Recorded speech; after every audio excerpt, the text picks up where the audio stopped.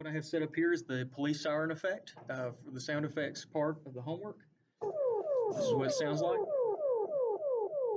So the key is you got the two VCOs actually creating the two sound effects to make it sound like there's two police cars actually with sirens.